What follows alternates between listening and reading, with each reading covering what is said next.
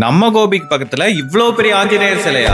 வணக்கம் மக்களே, welcome to டால்மேன் views. இது நாங்க கோபிக்குள்ள வண்டி எடுத்துட்டு சுத்துற vlog பார்ட் 4. நானும் என் நண்பனும் அத்தானியில தேங்காய் பால் குடிச்சிட்டு இங்க ஃபேமஸான ஒரு ஆஞ்சநேயர் கோயில் இருக்குன்னு சொன்னாங்கன்னா அதை தேடி போயிட்டு இருந்தோம். அப்ப கரெக்டா பவானி பிரிவு கைகாட்டி அப்படிங்கிற ஸ்டாப்புக்கு பக்கத்துல தான் இந்த பெரிய ஆஞ்சநேயர் சிலை இருக்க கோயில நாங்க ஸ்பாட் பண்ணோம். அப்புறம் இந்த கோயிலை பத்தி விசாரிக்கும் போதுதான் தெரிஞ்சது நாங்க தேடி வந்த ஆஞ்சநேயர் கோயில் இது இல்ல.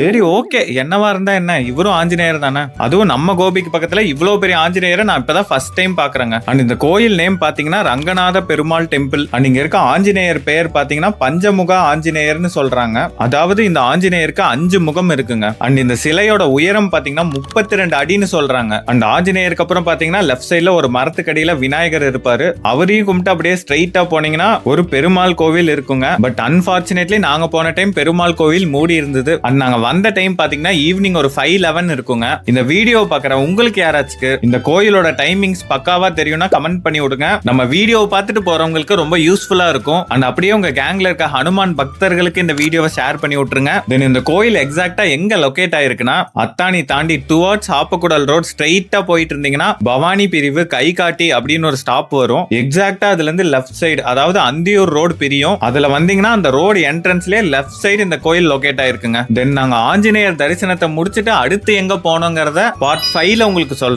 அண்ட் மறக்காம நம்ம டால்மேன் வியூஸை சப்ஸ்கிரைப் அண்ட் ஃபாலோ பண்ணிக்கோங்க. அப்படியே அந்த லைக் பட்டனையும் தட்டி விட்டுருங்க. It will motivate us lot. அடுத்த வீடியோல சந்திக்கலாம்.